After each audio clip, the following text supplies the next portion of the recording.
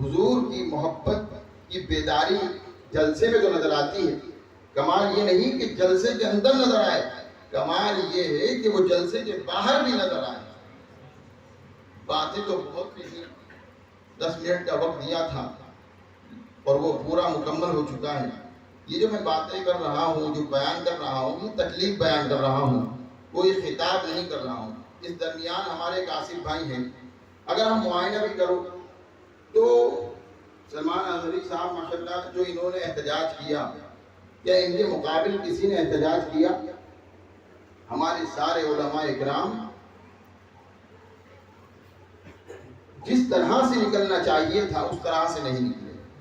اب میں آخری پوائنٹ دے کر رخصت ہو جاؤں گا، پھر آگے تو حضرت کا بیان ہوگا، کیونکہ یہ تو میں ٹوٹی پھوٹی کہہ کے گزر جا رہا ہوں. اس کو جو سیئیں گے وہ حضرت ہی سیئیں گے. ایک بات یاد رکھو، ایک ہوتا ہے عبادت کرنا اور ایک ہے عبادت کو بچانا. ایک ہے گھر بنانا اور ایک ہے گھر کو سنبھالنا. گھر بنا لیا، اگر مینٹیننس نہ کیا جائے تو گھر گر جائے گا. اگر عبادت کری اور عبادت کو نہیں بچایا تو عبادت ختم ہو جائے گی اور پھر وہ کسی کام کی نہیں ہے. لہذا ہر چیز کے دو رخ ہوتے ہیں، ایک ہوتا ہے اس کو بنانا اور ایک ہوتا ہے اس کو بچانا. اب اسلام تو بہت فروغ ہو گیا، مدرسے بے حساب بن چکے ہیں، مسجدیں بے شمار بن چکی ہیں، علماء دین بے حساب لاکھوں کروڑوں بن چکے ہیں. اب انہیں ضرورت ہے کہ انہیں بچایا جائے، انہیں سنبھالا جائے. اب وہ سنبھالنے کے لیے ایک تنظیم کا ہونا بہت ضروری ہے، ایک پلیٹ فارم پہ آنا بہت ضروری ہے، ایک آواز کا ہونا بہت ضروری ہے. اگر سب الگ بھاگیں گے تو یہ تنظیم بکھر کر ختم ہو جائے گی، یہ اسلام اور کمزور ہو جائے گا. آج اس کی جو فاؤنڈر ہے سب سے پہلے تو وہی کمزور ہے. پوچھو کیسے؟ اس ہر امام ایک اپنی جگہ ایک پلر ہے، ہر مسجد کا ایک امام پلر ہے، اور میں دعوے سے کہہ رہا ہوں کہ ہر امام کمزور ہے. اس کے اندر وہ طاقت نہیں کہ وہ اگر آپ غلط کر رہے ہو تو وہ آپ کو روک دے. ان کے اندر وہ طاقت نہیں کہ اگر ممبر پر کھڑے ہو گئے ٹرسٹیوں کو روک دے یا ٹوک دے. ان کے اندر وہ طاقت نہیں کہ اگر وہ لیٹ نماز پڑھا دے. ان کے اندر یہ طاقت نہیں کہ آج اگر پریشان ہو جائیں تو لوگوں کو بیان کریں کہ صاحب آج یہ پریشانی ہے کچھ لاؤ. اور مسجد کا حال تو یہ ہے کہ ہم اپنے لیے، حضور نے کیا فرمایا تھا کہ جو تم اپنے لیے پسند کرو وہی دوسرے کے لیے پسند کرو. اس عمل پر تو سب پیدل ہیں، ایک بھی عمل نہیں کر پا رہا ہے. ہم اپنے لیے 50,000 سوچتے ہیں، 1,00,000 روپے سوچتے ہیں، لیکن علماء دین کے لیے کچھ سوچ ہی نہیں رہا. اور یہی وجہ ہے کہ ہمارے ائمہ اپنے بچوں کو عالم نہیں بنا رہے ہیں، بلکہ اسکول پڑھا رہے ہیں کہ جس طرح میں نے کاٹ لی اس طرح انہوں نے ہی کاٹ لی. یہی وجہ ہے. تو یہ آج میں نے جگہ جگہ حیدرآباد اور اندور اور گجرات کے اندر یہ بات کہی تھی کہ دنیا دار کے بنائے ہوئے گھر میں دنیا دار کی تنخواہ 1,00,000، چاہے وہ چپراسی کیوں نہ ہو. اور اللہ رب العزت جو تمام جہان کا خالق و مالک ہے، تمام جہان کو پال رہا ہے، اس کے گھر میں امامت کرنے والی کی تنخواہ 11,000، 10,000، 7,000. یہ کہاں سے انصافی؟ لہم قلوب لا یفقہون بہا سے مراد یہی ہے کہ دل تو رکھتے ہیں مگر سمجھتے نہیں، آنکھیں تو رکھتے ہیں مگر دیکھتے نہیں، کان رکھتے ہیں مگر سنتے نہیں. یہ بیداری ضروری ہے. سمجھو کہ کیا چیز میں کہاں پر ضرورت ہے. ایک کیلکولیشن میں نے دیا، ابھی بات ہو رہی تھی، ہر جگہ بیان یہ کر رہا ہوں. اب دوسری تفریح مجھے نہیں سمجھ میں آ رہی ہے، اس لیے کہ لن تنالوا البر حتی تنفقوا مما تحبون کی مصداق کب بنو گے؟ کب اللہ کے درمیان وہ مرتبہ پاؤ گے. یہ جو مال ہے نا، یہ سب سے بڑی آزمائش ہے. اور یہی مال ہمارے پاس سے 30 روپے نہیں نکل رہا ہے جمعہ کے دن. معذرت کے ساتھ وقت دے رہا ہوں، اس لیے انشاءاللہ آپ کو بیان کریں گے. 30 روپے ایک آدمی بھی جمعہ کے دن نہیں نکال رہا ہے، 25 روپے بھی نہیں نکال رہا ہے. جمعہ کا چندہ 1,000 کی مسجد ہے اور 5,000 ہوتا ہے، یہ 10,000 ہوتا ہے. ایوریج نکالا جائے تو 8 روپے 7 روپے اس کے اندر سے سب چلے جاتے ہیں. اگر 100 روپے دے دیے، یہ بات بازوں کو گرا گزر رہی ہوگی. اس لیے کہ کچھ لوگوں کے دلوں پہ ختم اللہ علی قلوبہم علی سمعہم کی مور بھی ہے، وہ اس بات کو بیکار سمجھتے ہیں، لیکن اپنے لیے اپنی کمائی کے حساب سے تو وہ خود اچھا سمجھ رہے ہیں کہ بھائی ہم 50,000 کمائیں، یہ سوچنا ان کے لیے اچھا ہے. امام کمائیں یہ سوچنا اچھا نہیں، بلکہ جس کے پیچھے آپ اپنی عبادت کو سونپ دیتے ہو چاہیے کہ وہ ہم سے بڑھ کر ہو، چاہیے کہ وہ ہم سے بڑھ کر ہو، ہم سے زیادہ کمائے۔ حضور نے کیا فرمایا تھا کہ جو اپنے لیے پسند کرو وہی دوسرے کے لیے پسند کرو۔ کم سے کم یہاں پر ہی اتر آؤ کہ بھائی ٹھیک ہے مرسڈیز BMW تو نہیں دے سکتے، وہ مرغا دیسی مرغا روز تو نہیں دے سکتے، وہ بکرے کا گوشت تو نہیں دے سکتے، کم سے کم یہ ہے کہ 30 روپے تو دے سکتے ہو۔ مہینے کا اگر مسلمان 100 روپے نکالنے لگ جائے تو ہم کامیابی کی سیڑھی چڑھ جائیں۔ کوئی جنگ خالی ہاتھی نہیں لڑی جاتی ہے، چاہے 14 سال پہلے چلے جاؤ، سب سے پہلے حضور نے چندہ کیا تھا کہ لاؤ، بیت المال جمع ہوگا کہ نکال کے لاؤ۔ ایک صحابی ایسے تھے کہ بھائی کھجور کی چند کھجور مزدوری کا کیا عطا کر دیے۔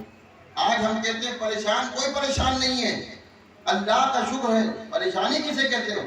صحابہ اکرام، ایک صحابی تھے جو فوراً گھر پہ چلے جاتے تھے، پوچھا گیا کیا ماجرا ہے، آپ دعا کیے بغیر ہی گھر پہ چلے جاتے ہیں؟ معلوم ہوا کہ ایک ہی کپڑا تھا، یا رسول اللہ ایک ہی لباس ہے، جب میں پہن کے آتا ہوں تو میں نماز پڑھتا ہوں، میری بیوی ننگی رہتی ہے، بے کپڑوں سے رہتی ہے، اب جب میں جاؤں گا وہ کپڑے اتار کے دوں گا تو وہ نماز پڑھیں گے۔ ہمارے پاس تو بے شمار اللہ نے لباس عطا فرمائے۔ اس کے آگے سنو، ایک صحابی رسول نوجوان، اللہ کے رسول نے فرمایا کیا حاجت ہے؟ فرمایا یا رسول اللہ طویل واقعہ ہے، طویل واقعہ ہے۔ یا رسول اللہ زندگی میں اتنی غربت دیکھی کہ کبھی زندگی میں میٹھا ہی نہیں کھایا کہ میٹھا ہوتا کیسا ہے۔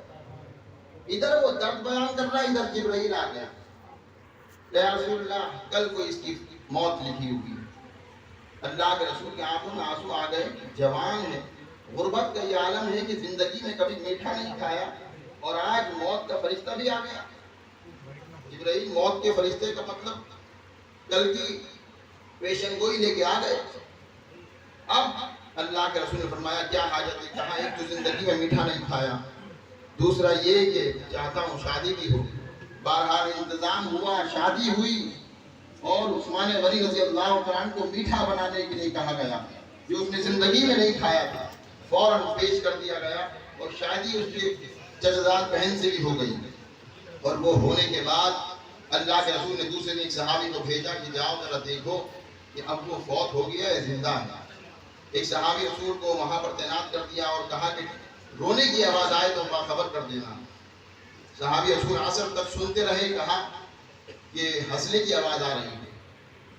اللہ کے رسول نے کہا اے اللہ تیرے فرشتے جبرائیل جھوٹ تو بول سکتا نہیں، لہذا کیا ماجرا ہے کہ فوت اب تک نہیں ہوا؟ اللہ کے رسول کے پاس فوراً وہی آ گئی اور کہا اللہ کے رسول کے لوہے محفوظ پر موت تو پکی تھی، مگر ظہر کے وقت جب میاں بیوی کھانا کھانے بیٹھے اور جب پہلا لقمہ لینے ہی والے تھے کہ فوراً دستک ہو گئی کہ بھوکا ہوں کچھ کھانا کھلا دو۔ وہ شخص نے زندگی بھر کبھی میٹھا نہیں کھایا تھا، وہ میٹھا اللہ کی راہ میں تقسیم کر دیا، اور اس کھانے والے نے اسے دعاؤں سے نوازا، اور اس کی دعا، اس فقیر کی دعا سے ہم نے اس کی زندگی میں اور برکت دے دی۔ یہاں پر بھی قربانیاں ہیں، بہت غور و فکر کا مقام ہے۔ اللہ رب العزت وہ عقل دے، وہ دل دے جو ہمیں خرد نے کہہ بھی دیا لا الہ تو کیا حاصل، دل و نگاہ مسلمان نہیں تو کچھ بھی نہیں۔ آج ہمارے دل کو مسلمان ہونے کی ضرورت تھی۔ علامہ اقبال نے کہا تھا کہ وہ فاقہ جو لوگ تھے ڈرتے نہ تھے کبھی، ان کے دلوں سے عشق محمد نکال دو۔ آج ہمارے دلوں سے عشق محمد نکل چکا ہے۔ یا رسول اللہ کا نعرہ صرف زبان ہے، اقرار باللسان ہے، تصدیق بالقلب نہیں ہے میرے بھائی۔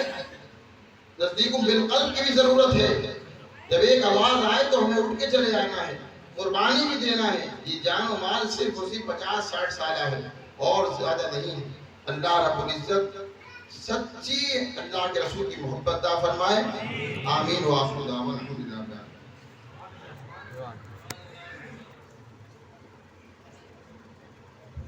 حضرات وقت نہ لے کر صرف اتنا کہہ دوں کہ ہمارے آپ کے دلوں کی دھڑکن ہے، بلکہ ہر سنی مسلمان کے دلوں کی دھڑکن وہ ہماری نگاہوں کے سامنے ہے، جس میں باطل کے سامنے کفر کے سینے پہ چڑھ کے اس نے یہ آواز دیا تھا کہ جب تک رہے گی جان یہ کہتے رہیں گے ہم، جب تک رہے گی جان یہ کہتے رہیں گے ہم، اللہ کے رسول کا پیغام زندہ باد۔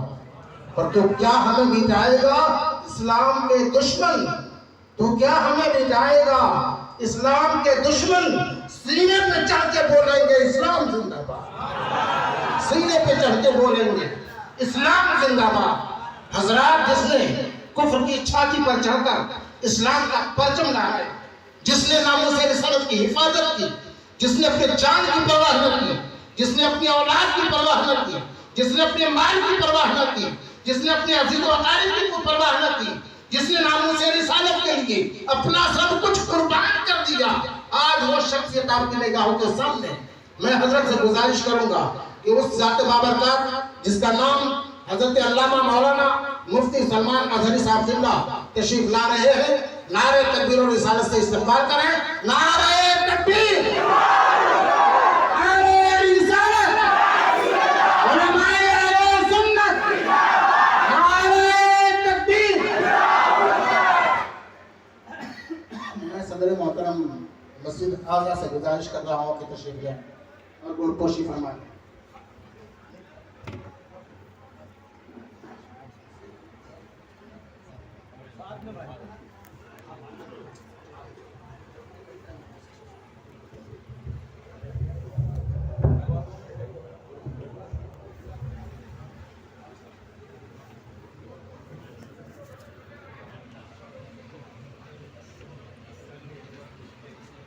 معزز و مقتدر حاضرین اہل سنت و جماعت، السلام علیکم ورحمۃ اللہ وبرکاتہ۔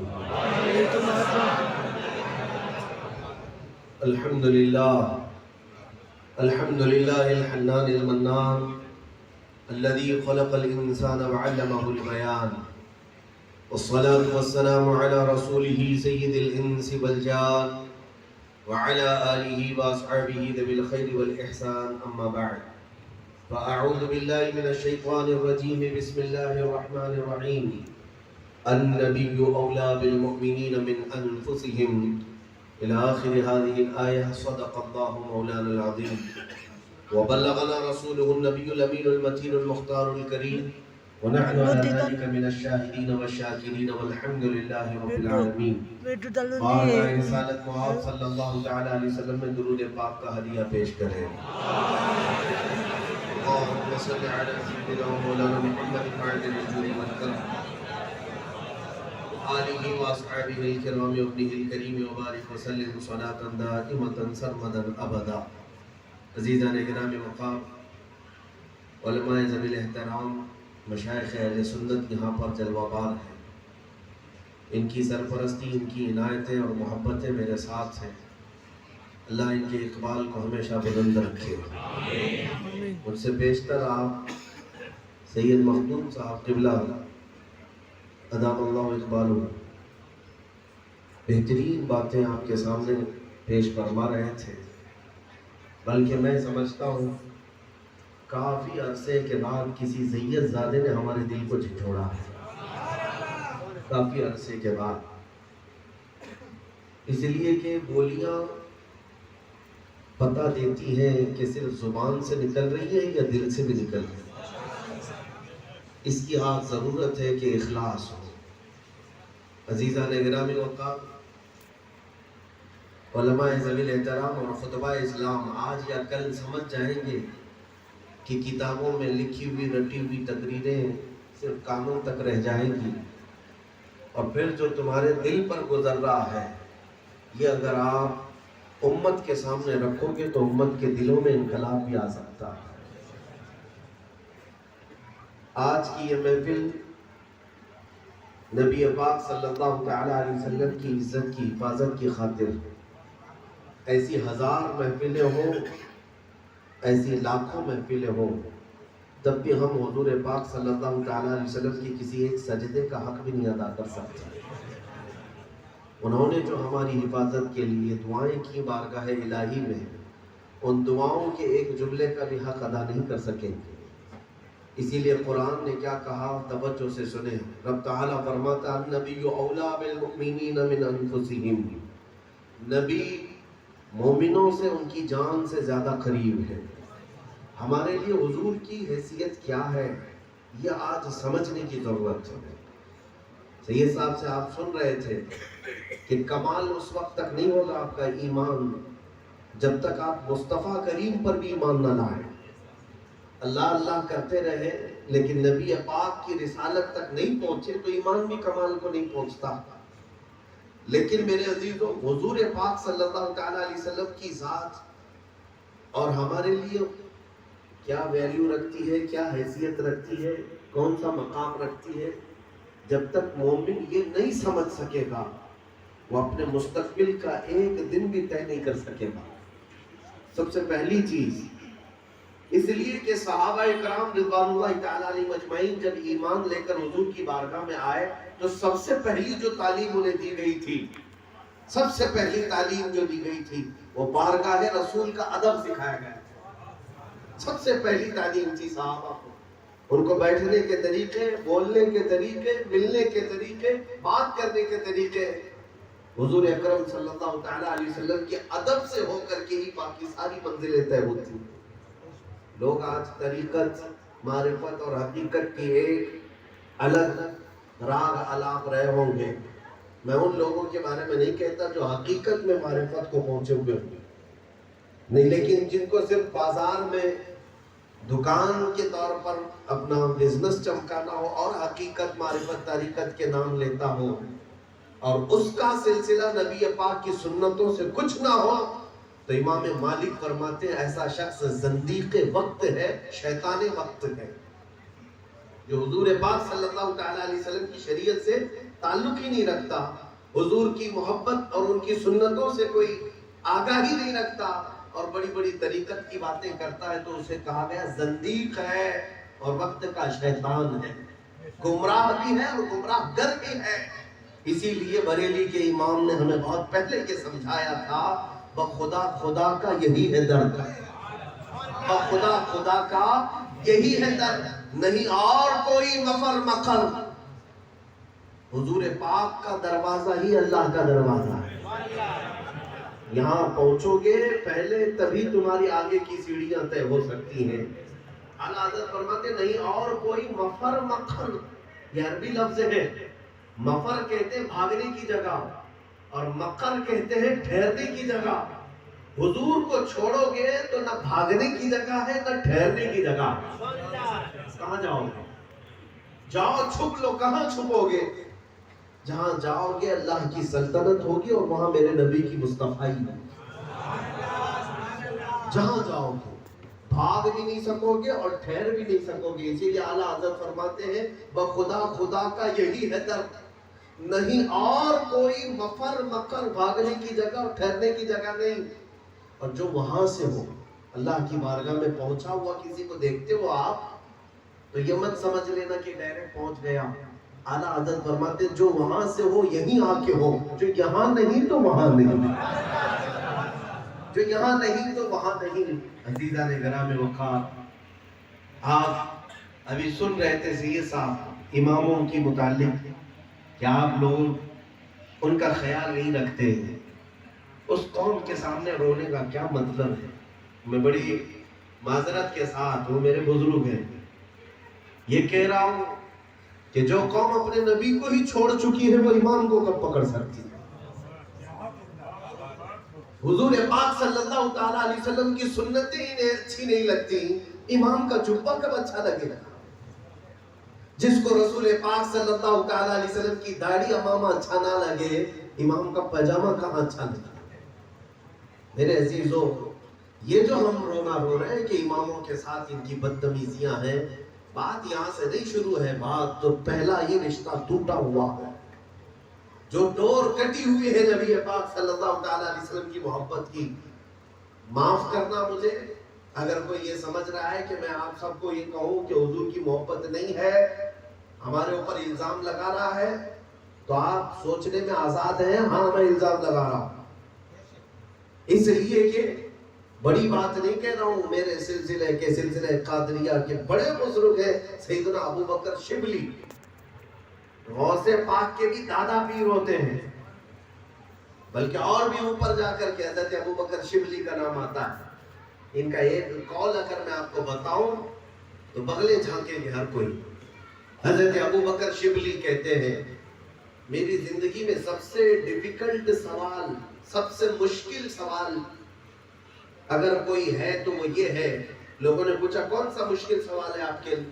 کہا اگر کسی نے مجھ سے پوچھ لیا کیا آپ کو رسول اللہ سے محبت ہے، یہ سوال میرے لیے سب سے مشکل ہے. کون سا مشکل ہے؟ ابھی ہم یہاں پوچھیں تو دونوں ہاتھ اٹھائیں گے، نعرے بھی لگائیں گے. میرے عزیزوں، حضرت ابو بکر شبلی کہتے میرے لیے زندگی کا سب سے ڈیفیکلٹ سوال ہے. لوگوں نے پوچھا کہ اس میں کون سا مشکل سوال ہے؟ کہا کہ اگر نہ کہہ دوں گا ایمان چلا جائے گا. بات صحیح ہے. اگر کسی نے پوچھا آپ سے کو حضور سے محبت ہے، اگر آپ نے نہ کہہ دیا تو کیا ہوا؟ ایمان چلا گیا. حضرت ابو بکر شبلی کہتے ہیں یہ اتنا مشکل سوال ہے کہ اگر نہ کہہ دوں تو ایمان چلا جائے گا، اور اگر ہاں کہہ دوں تو ضمیر ملامت کرے گا، کہاں تیرا آقا اور کہاں تیرے اخلاق، کہاں تیرا محبوب اور کہاں تیرے اخلاق. میرے عزیزوں، یہ کسی مرید کی بات نہیں کر رہا ہوں، پیروں کے پیر کی بات.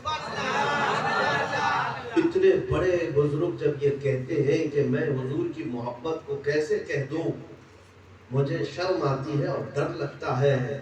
دھڑلے سے آج تو ہم نعرے بھی لگاتے ہیں. کچھ تو اپنے متعلق اب سوچنے کی ضرورت ہے. آؤ میں تمہیں بتاؤں.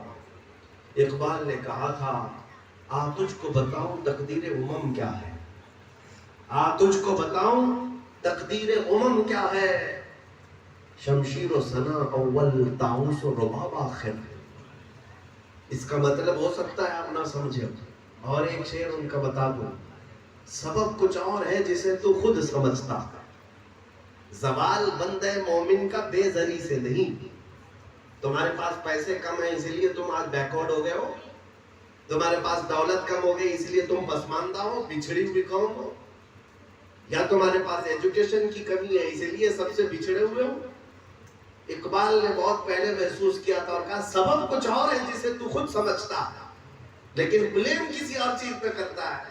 سیاست نہیں ہمارے پاس، قیادت نہیں ہمارے پاس، حکومت نہیں ہمارے پاس، مال نہیں ہمارے پاس، ایجوکیشن نہیں ہمارے پاس، یہ سب تو بہانے ہیں.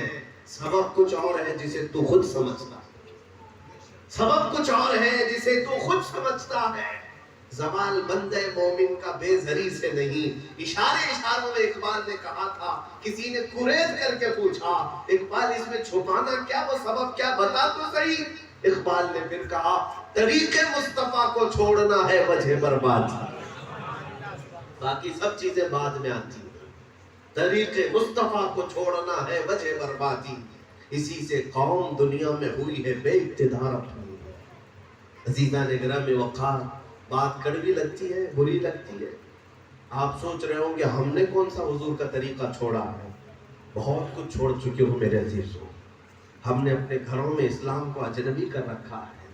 ایک حدیث میں آپ کو سناؤں، نبی پاک صلی اللہ تعالیٰ علیہ وسلم نے ارشاد فرمایا بدأ الاسلام غریبا وسیعود غریبا. حدیث کی یہ الفاظ ہیں، اکثر آپ نے سنا بھی ہوگا. بعض علماء اس کا ترجمہ کرتے ہیں اسلام غریبوں سے شروع ہوا اور غریبوں میں ختم ہو جائے گا، بلکہ بعض محدثین نے فرمایا اس کا ترجمہ یہ ہے کہ اسلام جب شروع ہوا تھا تو اجنبی تھا. غریب کا ایک معنی اجنبی ہے، اجنبی تھا، نیا نیا تھا، اور ایک وقت ایسا آئے گا کہ اسلام پھر سے اجنبی ہو جائے گا، پھر سے اجنبی ہو جائے گا. مجھے جب یہ بات تحقیق پڑھتا ہوں تو دل میں درد ہوتا ہے. آخر یہ اتنا لہلہاتا ہوا چمن اچانک اجنبی کیسے ہو جائے گا؟ تو وہ تو آج دیکھنے کو مل رہا ہے. ہم نے خود اپنے گھروں میں اس کو اجنبی کر رکھا ہے. حالی نے کہا تھا خاص خاصان رسول وقت دعا ہے، امت پہ تیرے وقت اجوا کے پڑا ہے. جو دین نکلا تھا بڑی شان سے اپنے وطن سے، آج وہ پردیس میں غریب الغربا ہے. آج وہی اسلام یہاں غریب الغربا ہے. غریب الغربا کا مطلب کیا؟ ایسا مسافر جسے کوئی پہچانتا ہی نہیں، ایسا مسافر جسے کوئی پہچانتا ہی نہیں، اسے غریب الغربا کہتے ہیں. حالی نے روتے ہوئے یہ کہا تھا کہ اسلام کی آج پوزیشن ایسی بنا دی گئی ہے، یہ ایسا ہی ہے اب ہمارے درمیان جیسے اسے کوئی پہچانتا ہی نہیں. چند لوگوں کو چھوڑ کر میں کہہ رہا ہوں، آؤ میں تمہیں گناؤں، تم نے اسلام کو اجنبی کہاں کہاں کر رکھا ہے؟ تم نے اپنے بچوں پر کب اسلام کو پسند کیا؟ ان کے چہروں پر تمہیں اسلام پسند نہیں آتا؟ تمہیں حضور پاک کا چہرہ ان کے چہرے میں اچھا نہیں لگتا؟ تم نے اپنی اولاد میں اسلام کا لباس تک پسند نہیں کیا؟ تم نے اپنے گھروں میں آرائش تو بہت کی لیکن اسلام کو پسند نہیں کیا؟ لوگ تو اذانوں کی آوازوں سے چڑھنے لگ گئے ہیں، تم نے اجنبی تو خود ہی کیا ہے، اسلام کو خود ہی اجنبی کیا۔ مجھے سچ بات بتاؤ، دل پر ہاتھ رکھ کر کے اسلام اسلام کرنے والے، تم نے اپنے گھر کی عورتوں پر اسلام کو پسند کیا؟ اگر عورتوں پر تمہیں اسلام پسند ہوتا تو یہ بے پردہ اس طرح باہر نہیں گھوم رہی ہوتی۔ یہ ممبئی جیسے شہر کی شادیاں بلا ہیں، یہاں پر ایسی بے حیائیوں کو دیکھا کہ ایک سیدھے سادے بااخلاق آدمی کا شرکت کرنا بھی بہت مشکل ہے۔ اجنبی تم نے کیا ہے۔ کسی شادی میں ہم گئے تھے تو پتہ ہی نہیں چلتا تھا کہ مسلمانوں کی شادی ہے، ہر کوئی بالوں کو لہراتے ہوئے اور اپنے پورے جسم کی نمائش کے ساتھ ایسے آ رہی ہے، اللہ کی پناہ، جیسے لگتا ہے کہ کسی غیر کی محفل ہے۔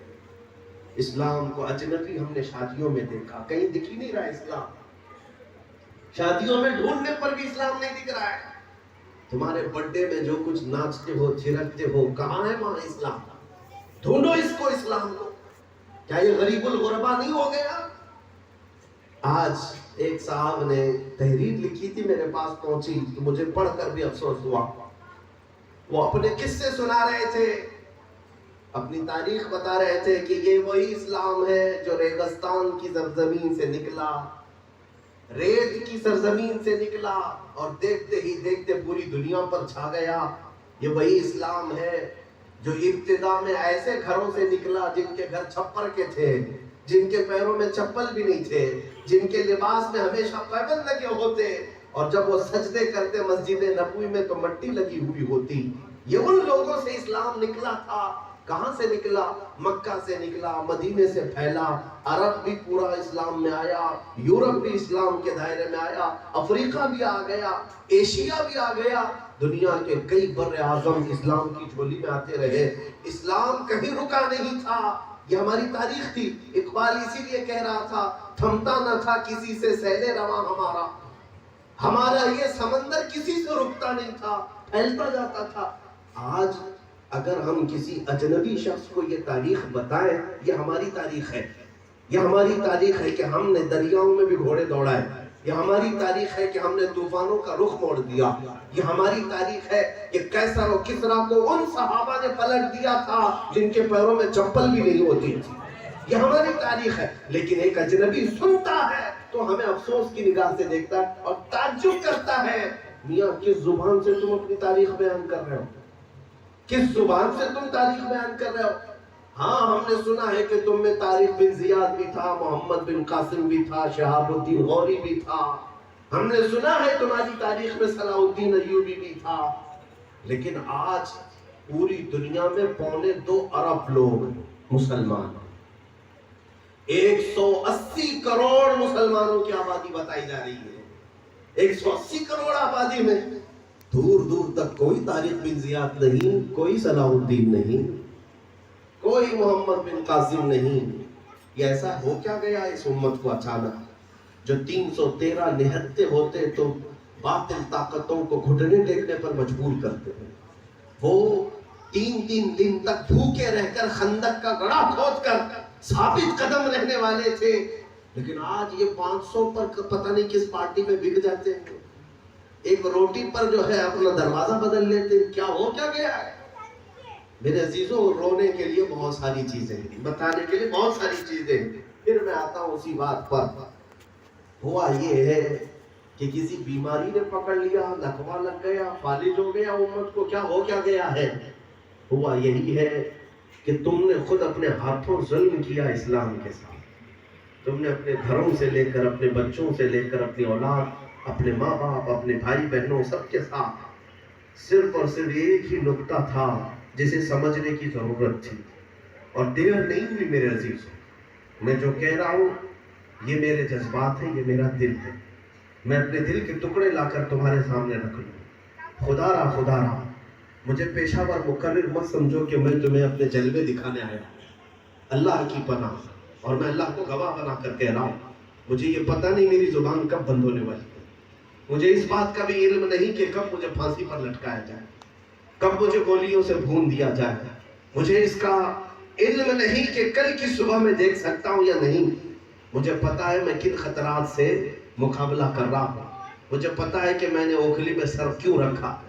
صرف اتنی بات کہنا چاہتا ہوں، اگر یقین نہ آئے تو دل چیر کر کے دیکھ لیتا ہوں۔ ایک نقطے پر آؤ جس کو اقبال نے بھی سمجھایا تھا اور ہمارے امام اہل سنت فاضل بریلوی نے بھی سمجھایا تھا۔ وہ کیا تھا؟ اقبال نے کہا تھا کہ محمد سے وفا تو نے، یہ ایک ہی نقطہ، کہ محمد سے وفا تو نے تو ہم تیرے ہیں، یہ مولا کا فرمان کا عکس ہے، ترجمہ ہے۔ قُلْ إِن كُنتُمْ تُحِبُّونَ اللَّهَ فَاتَّبِعُونِي يُحْبِبْكُمُ اللَّهُ، کہ محمد سے وفا تو نے تو ہم تیرے ہیں، یہ جہاں چیز ہے کہ اللہ و قلم تیرے ہیں۔ اور امام اہل سنت فاضل بریلوی کہتے تھے، آج لے ان کی پناہ، آج مدد مانگو سے، پھر نہ مانیں گے قیامت میں اگر مان گیا۔ انہیں جانا انہیں مانا، نہ رکھا غیر سے کام، للہ الحمد میں دنیا سے مسلمان گیا۔ اے مسلمانوں، تبدیلی تمہارے گھروں سے آئے گا، انقلاب تمہارے گھروں سے آئے گا۔ تم کیا سوچتے ہو کہ اب بڑے بڑے اسٹیجوں سے اعلان ہوگا تب ہم کچھ کریں گے؟ تم کیا سمجھتے ہو کہ اچانک دلی کی حکومت تمہاری جھولی میں گرنے والی ہے؟ تم کیا سمجھتے ہو اچانک یہ ریاستوں کی حکومتیں تمہارے گھر پر آنے والی ہے؟ جو سوئی ہوئی قوم ہے اسے تو کھانا بھی نصیب نہیں ہوتا، حکومت کون سی نصیب ہوگی؟ جو سو جائے، ناشتہ بھی نہیں ملتا، دوپہر کا کھانا بھی نہیں ملتا، سوئے پڑے رہو، کون کھانا دے گا تمہیں؟ جب تک سوئے رہو گے اور تم عیش و عشرت کی چادر کو ہٹاؤ گے نہیں، کسی چیز کا تقاضا بھی مت کرنا، مطالبہ بھی مت کرنا۔ اور آج زندہ رہنے کے لیے تمہیں ایک کام کی ضرورت ہے، میں آپ کو بتا دوں، یہ دنیا سمندر ہے، یہ دنیا سمندر ہے، اور سمندر میں رہنے والا، سمندر میں اگر کسی کو ڈال دیا جائے اس وقت تک وہ زندہ رہ سکتا ہے جب تک ہاتھ پیر چلائے گا۔ ہاتھ پیر چلائے گا تو تیر کر کے نکل سکتا ہے، ورنہ ڈوب کر مر جائے گا۔ آپ اس دنیا میں ہیں، جینا ہے تو حق بات الگ اعلان کہا کرو، ورنہ پھر تمہیں ہمیشہ کے لیے مار دیا جائے گا، ختم کر دیا جائے گا۔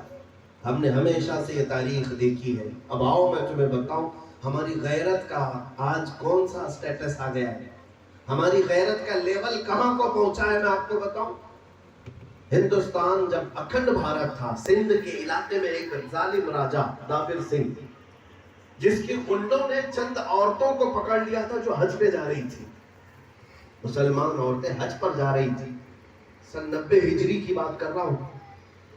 تو انہیں گرفتار کر کے گنڈوں نے ان کا مال لوٹ لیا اور انہیں قید کیا، ان کی عزت لوٹ رہے تھے۔ کچھ مسلمان تجارت کی غرض سے عرب سے ادھر آئے ہوئے تھے سندھ کے علاقے میں۔ وہ عورتیں چیختی ہوئی یہ کہہ رہی تھی، کوئی ہمارا بھائی ہے جو ہماری عزت کو بچائے گا؟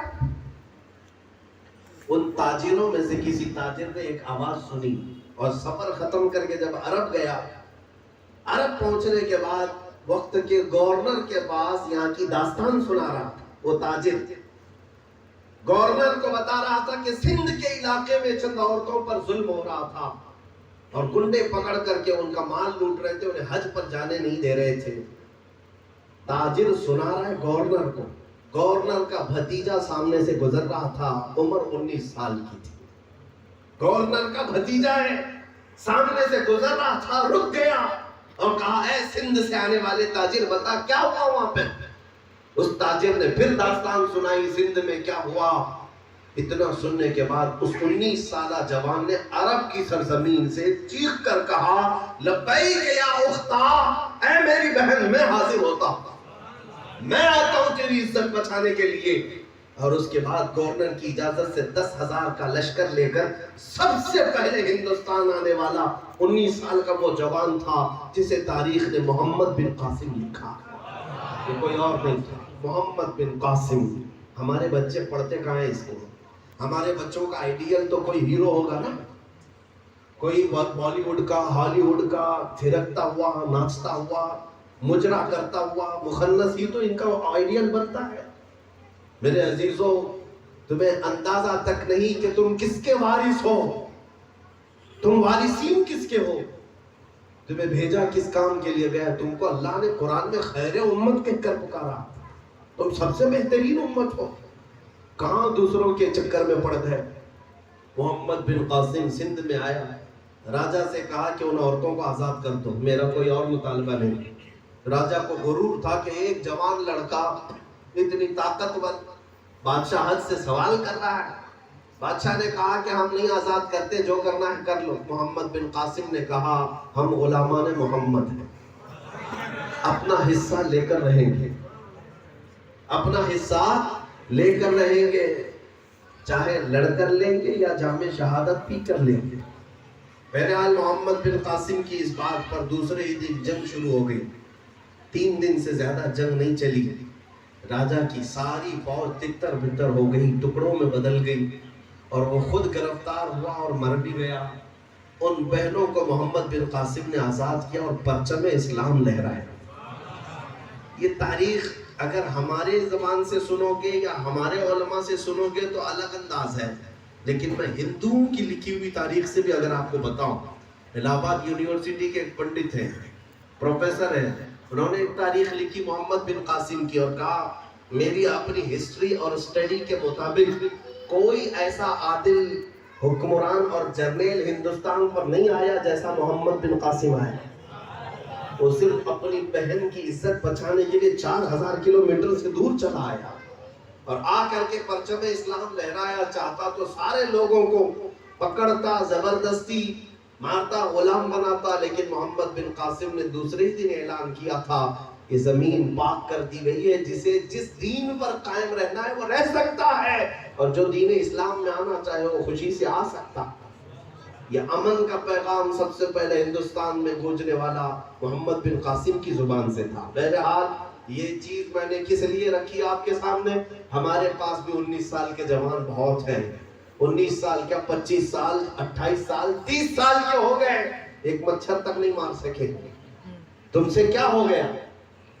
تمہاری بہنیں 4000 کلومیٹر دور تو چھوڑو، پڑوس میں چیخ رہی ہوں گی، چلا رہی ہوں گی، ان کی عزتیں لوٹی جا رہی ہیں، لیکن ہمارا حال تو آج یہ ہے، ہم ویڈیو وائرل کرنے میں مشہور ہیں۔ یہاں پر ایسا ہو گیا، ادھر کی ویڈیو ادھر شیئر کر دے، ادھر کی ویڈیو ادھر شیئر کرے، شیئر کرنے کو یہ سمجھتا ہے یہی شیئر ہے، اسی میں بہادری ہے۔ تمہیں بھی تو اللہ تعالیٰ نے جوانی دی اور طاقت و قوت عطا کی ہے۔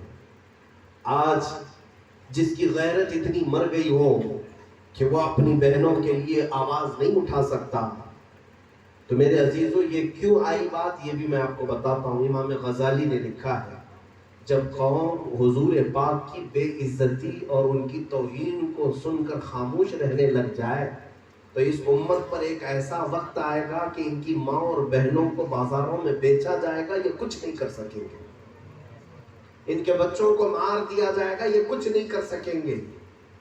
اس لیے سمجھ جاؤ حضور پاک کی عزت کے متعلق شروع میں ہی میں نے کہا، حضور کے مقام اور مرتبے، ان کی ویلیو کو اب اپنے متعلق سمجھنا شروع کر دو۔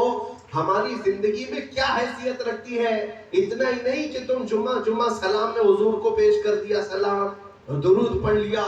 نبی پاک کی ذات کا مطلب یہ ہے میرے عزیزو، وہ وجود اصل کائنات ہے، وہ ہے کائنات ہے۔ اعلیٰ حضرت نے کہا ہے انہی کا سب ہے اور انہی سے سب، انہی کا سب اور انہی سے سب۔ اگر ان کی ذات پر کچھ بھی ہوا تو میرے خیال سے یہاں پر مسجد میں ایک ہی پلر دکھ رہا ہے، ایک ہی ہے، دیوار کا رنگ کھرچ دیا جائے چل سکتا ہے، پینٹ کر دیا جائے گا، ٹائل نکال دیا جائے تو دوسری ٹائل بیٹھ جائے گی، لیکن اگر کسی نے پلر کو توڑ دیا تو چھت گر سکتی، ہوگا یا نہیں؟ جو پورا چھت ایک پلر پر کھڑا ہو، اس پلر کو ہلا دیا جائے تو کیا ہوگا؟ چھت گر سکتی ہے۔ میرے عزیزوں اسی طرح رسول پاک کی ذات پوری کائنات کے لیے پلر ہے، پورے نظام کے لیے پلر ہے، اور اگر کوئی ظالم کتا حضور کی شان میں بھونکتا ہے تو اس کو ہلکے میں مت سمجھنا، یہ پورے نظام کو ہلا رہا ہے۔ عذاب آئے گا تو سب پر عذاب آئے گا، عذاب آئے گا سب پر عذاب آئے گا۔ مجھے بتاؤ یہاں 100-200 لوگ بیٹھے ہوں گے، ایک پاگل اگر کوئی پلر ہلا کر توڑنے لگے، سارے لوگ یہ کہیں گے کہ ارے پاگل ہے چھوڑو توڑنے دو؟ کہہ سکتا ہے کوئی پاگل ہے ہلانے دو توڑنے دو؟ نہیں میرے عزیزو، تمہیں پتا ہے اس پاگل کے ایسے ہی چھوڑ دیا جائے تو چھت سارے اچھوں پر بھی گرنے والا ہے، عقل والوں پر بھی چھت گرے گا، پاگلوں پر بھی گرے گا۔ اسی طرح سے یہ باتیں جو آج مصلحت کے ساتھ کہی جاتی ہیں کہ اگر کوئی دریدہ دہن کتا حضور کی شان میں بھونکتا ہے تو کچھ لوگ ہمیں نصیحت کرتے مولانا چھوڑو وہ تو پاگل آدمی ہے، اس پاگل کے پیچھے کیا پڑے ہو جواب دے رہے ہو؟ تمہیں پتہ ہی نہیں پاگل کتا اگر پلر ہلانے لگ جائے تو عذاب سب پر آ سکتا ہے، سب پر آئے گا، اور قیامت کے دن تمہیں پکڑ کر پوچھا جائے گا تجھے جو کچھ بھی دیا گیا تھا وہ رسول کے صدقے میں دیا گیا تھا، جو کچھ بھی تجھے دیا گیا تھا وہ حضور کے صدقے میں دیا گیا تھا۔ میرے عزیزو یہ کائنات کی ساری بساط حضور کے لیے بچھائی گئی ہے، تم کیا سمجھتے ہو صرف تمہاری آنکھیں تمہارے ہاتھ پیر؟ نہیں، یہ زمین کا بچھونا، یہ آسمان کی چھت، اور یہ نیلگوں آسمان میں چمکنے والے ستارے اور چاند اور سورج، یہ سب کچھ احادیث کی مطابق حضور کے لیے پیدا کیے گئے۔ لولاک لما خلقت الدنیا ولا فلاک ولا ردی، اللہ خود فرماتا ہے کہ اگر میرے محبوب کو پیدا کرنا نہ ہوتا تو نہ میں زمینوں کو بناتا، نہ آسمانوں کو بناتا، نہ دنیا کو بناتا۔ جو کچھ بھی بنا ہے وہ کس کے لیے بنا؟ حضور کے لیے بنا۔ وہ جو نہ تھے تو کچھ نہ تھا، وہ جو نہ ہو تو کچھ نہ ہو۔ جان ہے وہ جہان کی، اور جان ہے تو جہان ہے۔ اب میں آپ سے یہ کہہ رہا ہوں، تم کیا سمجھتے ہو؟ کائنات کی ہر چیز حضور کے لیے بنائی گئی ہے۔ تمہارے ہاتھ، تمہارے پیر، تمہاری آنکھیں، تمہاری زبان، تمہارا جسم، یہ سب حضور کے لیے امانت کے طور پر دیا گیا تھا، ورنہ یوں ہی بریلی کا امام نہیں کہتا دہن میں زبان تمہارے لیے، بدن میں ہے جان تمہارے لیے، ہم آئے یہاں تمہارے لیے، اٹھے بھی وہاں تمہارے لیے۔ امام اہل سنت فاضل بریلوی نے کیوں کہا یا رسول اللہ ہمارے پاس جو کچھ بھی ہے وہ کس کے لیے؟ تمہارے لیے۔ جب آپ کو یہ پتا ہے حضور کی امانت ہے ہمارے پاس سب، قیامت کے دن اب سوال ہوگا تم سے، پکڑ کر پوچھا جائے گا، اے جوان عیش و مستی میں پوری زندگی گزار کر آنے والے، اللہ نے تجھے بازو دیے تھے، طاقت دی تھی، زبان دی تھی، دماغ دیا تھا، اور تجھے چلنے پھرنے کے پیر دیے تھے، دھڑکنے والا دل دیا تھا، یہ سب حضور کے عوض دیا تھا، لیکن جب تیرے نبی کی شان میں گندی گالیاں دی جا رہی تھی تب یہ ساری طاقت تیری کہاں گئی تھی؟ یہ تیرا سارا جسم کس کام میں مصروف تھا؟ کیا تم اللہ کی بارگاہ میں یہ جواب دو گے کہ یار اے رب ذوالجلال جب تیرے حبیب کو گالیاں دی جا رہی تھی تب میں گیم کھیل رہا تھا؟ یہی تو جواب دینا ہوگا تمہیں، اور کیا؟ نوجوانوں تم کیا جواب دو گے؟ اللہ کی بارگاہ میں یہ کہو گے کہ جب تیرے حبیب کی شان میں گندی گالیاں دی جا رہی تھی میں کرکٹ کھیل رہا تھا، میں تو فٹ بال کھیل رہا تھا، حضور پاک کو کوسا جا رہا تھا، ماں عائشہ صدیقہ کو زنا کی تہمت لگائی جا رہی تھی، اس وقت تم تو ہیپی برتھ ڈے منا رہے تھے۔ یہی چیزیں ہماری رہ گئی ہیں۔ سلطان صلاح الدین ایوبی کا حال تو سنو، ایک ظالم برنس نام کے جرنیل عیسائی نے مسلمانوں کو قید کیا اور انہیں مارا، ان سے مال لوٹا اور کہا بلاؤ اپنے محمد کو، کہاں ہے تمہارا محمد؟ معاذ اللہ، حضور کی شان میں گستاخی کیا تو مسلمان بیچارے نہتے تھے اس وقت، آئے اور صلاح الدین ایوبی سے شکایت کی کہ ایک عیسائی جرنیل اس نے حضور کی شان میں اتنی گستاخیاں کیا، ہمیں مال بھی لوٹا، مارا بھی، اور یہ کہا بلاؤ اپنے محمد کو۔ صلاح الدین ایوبی کا یہ وہ وقت تھا جب آپ سخت بیمار تھے، موت کا وقت قریب تھا، بستر مرگ پر تھے، اٹھنے کی طاقت نہیں تھی، وفات ہے بیت المقدس۔ صلاح الدین ایوبی کون نہیں جانتا اسے، لیکن اللہ کی بارگاہ میں کپ کپاتے ہاتھوں سے دعا کرنے لگا، اے اللہ میری زندگی تمام ہونے کو آ گئی، میری ایک خواہش پوری کرتے، میری زندگی اتنی اور بڑھا دے کہ میں اس برنس کو قرار واقعی سزا دوں اور بتاؤں محمد کا غلام ہوتا کون ہے۔ اے مولا میری اتنی دعا قبول کر لے۔ 2.5 سال تک وہ بیمار ہی رہے، 2.5 سال بیمار رہے، 2.5 سال کے بعد صحت میں افاقہ ہو گئے، صحت اچھی ہوئی، اٹھے فوراً آئے، اپنی فوج کو ہر جگہ پھیلا دیا اور کہا میری فرسٹ پرائیوریٹی ابھی فی الحال یہ ہے کہ برنس کو گرفتار کر کے لایا جائے، اس کے ظلم کی سزا اسے دی جائے۔ اس نے جو ظلم کیا، فوجیوں نے مقابلہ کیا، مہینہ گزر گیا، اس کے بعد وہ گرفتار ہو ہی گئے۔ ایک بات یاد رکھ لیں، یہ جتنے بھوکتے ہیں ان سب کے لیے بھی یہ ہے، بکرے کی اماں کب تک خیر منائے، ایک دن تو بقرعید آئے گی۔ صلاح الدین ایوبی کی فوج گرفتار کر کے لے آئی برنس کو، اور صلاح الدین ایوبی کا معمول تو یہ تھا کہ جنگوں کے قیدیوں کو سب سے زیادہ وہ آزاد کرتے تھے، مشہور ہے، وہ آزاد کرنے میں مشہور ہے۔ فدیہ لیا، آزاد کیا، وعدہ لیا کہ آئندہ جنگ نہیں کرو گے، آزاد کر دیتے۔ قتل کرنے کی آپ کی عادت نہیں تھی، لیکن برنس جب آیا تو صلاح الدین ایوبی کے پاس کہنے لگا، اے صلاح الدین تمہاری تو عادت ہے، تم بڑے بڑے آفیسروں کو، سپہ سالاروں کو آزاد کرتے ہو، میرے بارے میں کیا فیصلہ کرو گے؟ صلاح الدین نے کہا اگر تجھے آزاد کر دیا تو مجھ پر اللہ کا عذاب آئے،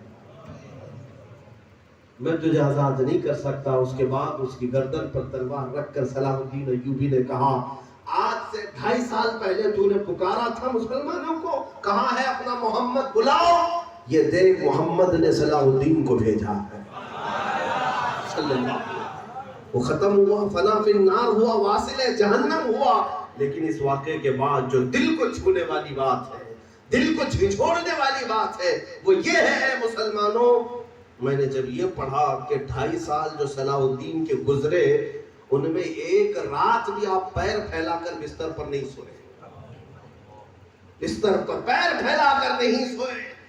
لوگ کہتے بیمار ہیں آپ لمبا سو جائیں، کہتے کیسے سو جاؤں، نبی کو میرے کسی نے تانا مارا، حضور پاک صلی اللہ تعالیٰ علیہ وسلم کی عزت پر اگر کسی نے حملہ کیا میں کیسے آرام سے سو۔ یہ صلاح الدین، وہ صلاح الدین بنانے والی کوئی اور چیز نہیں۔ میرے عزیزوں، صلاح الدین کو صرف تلواروں نے صلاح الدین نہیں بنایا، اس کے عشق مصطفیٰ نے بنایا ہے، حضور کی محبت نے بنایا ہے۔ آج میں اسی کی طرف تو لوگوں کو دعوت دیتا ہوں، نوجوانوں کو اسی کی طرف بلاتا ہوں، میرا اور کوئی تم سے مطالبہ نہیں، وقت کی نزاکت کو سمجھو، وقت کے حالات کو سمجھو۔ تو ابھی وہ بات پھر یاد آتی ہے، نہ سنبھلو گے تو مٹ جاؤ گے، اے ہندی مسلمانوں تمہاری داستان تک نہ رہے گی داستانوں۔ اقبال تو کہتا تھا نہیں تیرا نشیمن قصر سلطانی کے گنبد پر، تو شاہین ہے بسیرا کر پہاڑوں کی چٹانوں میں۔ کہاں کا شاہین ہے یہ کون سا شاہین ہے؟ یہ تو گٹر نالیوں کو پسند کرتا ہے، یہ تو کوڑا کرکٹ میں رات پوری گزارتا ہے نشے کے چلم پیتے ہوئے، تو وہ کون سا شاہین ہے؟ اقبال نے کہا تھا تیرا نشیمن یہ نہیں ہے قصر سلطانی کے گنبد پر۔ میاں یا قصر سلطانی بھی نہیں گئی، کوئی دری بھی نہیں رہ گئی، اتنے نیچے آ چکا ہے اب یہ شاہین۔ اس لیے بدلنے کی ضرورت ہے نوجوانوں۔ آج انقلاب لا سکتے ہو تو اس کے کچھ صورتیں ہیں ہمارے پاس، میں اپنے طور پر پیش کر کے جا سکتا ہوں، باقی عمل کرنا نہ کرنا یہ تمہارا کام ہے، اور اثر ہوگا یا نہ ہوگا یہ سوچنا تمہارا کام نہیں، اللہ کی شان کرنا ہمارا کام ہے، تکمیل تک پہنچانا یہ میرے مولا کی شان ہے۔ سب سے پہلی چیز یہ ہے کہ واپس آ جائیں اس دربار میں اور اس رسول کو حاضر و ناظر جان کر ہاتھ جوڑ کر کے کہہ لیں میں مجرم ہوں آقا مجھے ساتھ لے لو، میں مجرم ہوں آقا مجھے ساتھ لے لو، کہ رستے میں ہے جا بجا تھانے والے۔ تمہاری بات تو چھوڑو میرے عزیزوں، تم کیا سمجھتے ہو عیش سے گزار لو گے ہندوستان میں محسوس کر رہا ہوں درد کیا چیز ہے۔ سفر مستقل جب ہندوستان کا ہمارا ہوتا ہے، کوئی خطہ میں نے چھوڑا نہیں، ہر جگہ جا رہا ہوں، ہر جگہ جاتا ہوں، اس لیے نہیں کہ میں کچھ پیسے کما کر کے کوئی بلڈنگ بنا لوں، محل بنا لوں، اب تو کوئی خواہش نہیں رہ گئی، اس لیے کہ ہم موت کو بہت قریب دیکھ رہے ہیں۔ لیکن میرے عزیزوں اتنی بات میں نے محسوس کیا، عام مسلمان کے ساتھ یہ کیا کریں گے جب ہمارے ساتھ جو لاکھوں لوگوں کے سامنے بولتا ہے یا لاکھوں لوگ جس کو جانتے ہیں اس کے ساتھ یہ بدتمیزیاں ایسی کرتے ہیں۔ تو یہ پتہ ہے کل کی خبر ہے. روزانہ ہمارے ساتھ کچھ نہ کچھ چیزیں ہیں یہاں پر تعصب. یہ اور بات ہے کہ ہم ہر چیز کھل کر یہاں نہیں بول پا رہے. کل کی بات ہے. آپ تو صرف برقعے والی کا سن رہے ہو کہ برقعے والیوں کو کالج میں داخل ہونے نہیں دیا جا رہا ہے, حجاب پہن کر کے اندر آنے نہیں دیا جا رہا. یہ صرف اور صرف زہر ہے تعصب کا اور کچھ بھی نہیں.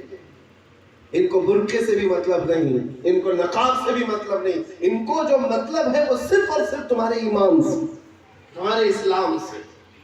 میاں یہ کورونا کال میں پورا کٹ پہننے والے برقعے کے کیسے مخالف ہو گئے؟ تم 500 روپیہ فائن کرتے ہو ماسک نہ لگانے پر. ہماری بچیاں اگر نقاب پہنے تو یہ جلن کس بات کی ہونے لگ گئی؟ کڑھن کس بات کی؟ نقاب اصلی جلن کی وجہ نہیں, حجاب اصلی جلن کی وجہ نہیں. اصل جو جلن ہے وہ مصطفیٰ کی محبت ہی ہے. ایمان یہ ہے جو تمہارا ایمان جس سے یہ کڑتے اور جلتے ہیں. کل کی بات میں کہہ رہا تھا, ان بچیوں کو تو تنگ کیا گیا, لیکن ابھی مولویوں کو کیا کیا تنگ کیا جائے گا وہ سب کا نمبر آنے والا ہے. سفر میں زبردستی کچھ ادھیکاری لوگ میری پگڑی اترواتے ہیں. سیکورٹی چیکنگ کے مطلب اس بہانے سے کہ ایئرپورٹ پہ سیکورٹی چیکنگ ہوتی ہے, ساری چیزیں اتروائیں. سامنے والا بڑی موٹی جینز پہن کر کے جا رہا ہے اور جینز کی چیکنگ ہو جا رہی ہے, لیکن میرا پتلا امامہ اس کی مشین سے چیک نہیں ہوتا. ساری پبلک کے درمیان ہماری پگڑی اتروانا, اس کے دل کو ٹھنڈا کرنا ہے. باقی کوئی سیکورٹی چیکنگ نہیں, کوئی نہیں. ہم نے صرف اتنی بات کیا پوچھی, کیا آپ کسی پنجابی سردار کی بھی پگڑی اترواتے ہو, کسی سکھ کی بھی پگڑی اترواتے ہو؟ تو ان کے پاس اس بات کا کوئی جواب نہیں. جواب یہ ہے کیا آپ بھی پنجابی ہیں, آپ بھی سکھ ہیں؟ تو ہم نے کہا اچھا, ایئرپورٹ کا اور سیکورٹی کا مسئلہ اب ذات کے آدھار پر ہونے لگا. سکھ ہے تو معاف ہے, مسلمان ہے تو گزارا جائے گا. یہ ہمارے ساتھ جب ہو رہا ہے تو اے نوجوان بچوں, اگلا دن تمہارے ساتھ کیا ہونے والا ہے؟ تم کیا سمجھتے ہو کہ یہ حجاب اور یہ نقاب پر جتنے یہ زہریلے ٹٹو خریدار آئے اور نعرے لگا کر بچیوں کو ڈرانے کی کوشش کرتے ہیں, یہ آج یہ ابتدا کرنے والے ہیں. لیکن اللہ کا کروڑ فضل ہے. مجھے اس بات پر فخر ہے کہ آج بھی ہمارے گھروں میں ایسے ماں باپ ہیں جو اسما بنت صدیق جیسی بچیاں بھی پیدا کرتی ہیں, عائشہ صدیقہ کی کنیزہ پیدا کرتی ہیں, فاطمہ الزہرا پر مر مٹنے والی بچیاں پیدا کرتی ہیں. سب بے حیا نہیں ہوئی. آج بھی ہمارا سینہ اگر چوڑا ہے تو ان برقعے والیوں سے چوڑا. الحمدللہ اللہ کا فضل و کرم ہے. آج میں منبر پر خطاب کرنے کے قابل بھی بنا تو اسی ماں کی گود سے آیا جس کا حجاب آج بھی سلامت ہے, اور جس عورت کا حجاب سلامت رہے گا. اسی لیے کسی نے کیا خوب پوچھا تھا, حیدرآباد کی سرزمین پر ایک صاحب نے کہا تھا کربلا ہو گیا, آپ ہر سال حسین کی شہادت سناتے رہتے ہیں, حسین ایسے تھے, حسین ایسے تھے, حسین ایسے تھے, حسین ایسے تھے. میاں 1400 سال کے بعد پھر کوئی حسین کیوں نہیں پیدا ہوتا؟ ہمارے ایک بزرگ عالم دین نے کہا تھا میاں فاطمہ پیدا کرو, حسین ویسی بھی آ جائے. فاطمہ ہے.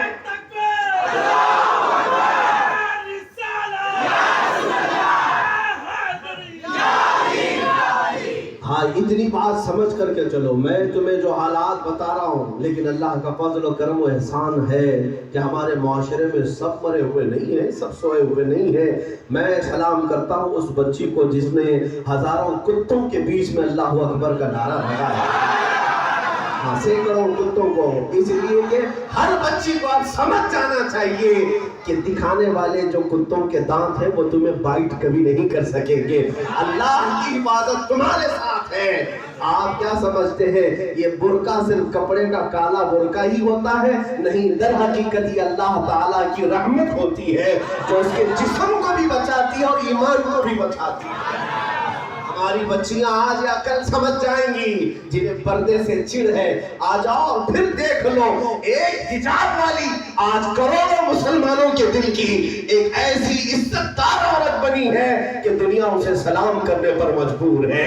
تم نے تھرکنے والی عورتوں کو دیکھا ہوگا جن پر شراب اچھالی جاتی ہو، نوٹ اچھالے جاتے ہو، لیکن اس کی جھریاں پڑ جائیں، اس کا حزن ختم ہو جائے، کوئی چہرہ دیکھنے کے لیے بھی نہیں آتا۔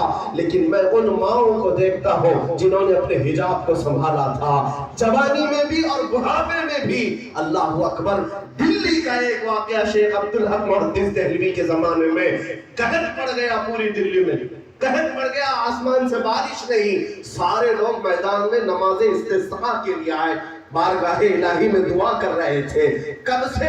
صبح سے دوپہر ہو گئی، دوپہر سے شام ہو گئی، رو رو کر دعا کر رہے تھے کہ یہ سوکھا جو پڑا ہے ختم ہو جائے۔ اچانک ایک گھوڑ سوار آیا، ایک گھوڑے پر ایک آدمی نکیل پکڑتا ہوا آیا، بیچ میدان میں آیا، کہا لوگوں میں دعا کرتا ہوں تم آمین کہو، میں مانتا ہوں تم آمین کہو۔ اس کے بعد اس نے گھوڑے کی پیٹھ پر ایک سامان جیسی کوئی چیز رکھی ہوئی تھی، اندر ہاتھ رکھا اور دعا کرنے لگا، مولا اس سوکھے سے نجات دے دے، اس قحط سے آزاد کر دے۔ اس نے اتنی دعا کی اور لوگ آمین کہنے لگے، آسمان میں بادل چھا گیا، جھما جھم بارش شروع ہوئی، اتنی بارش ہوئی کہ دلی پورا بھیگ گیا۔ لوگوں نے پوچھا یہ کتنا بڑا کامل ولی ہوگا، یہ کیا وظیفے کرتا ہے، کیا عمل کرتا ہے؟ دل تھام کر سنو اے مسلمانوں، اس سے پوچھا گیا تیرے پاس کون سے وظیفے ہیں،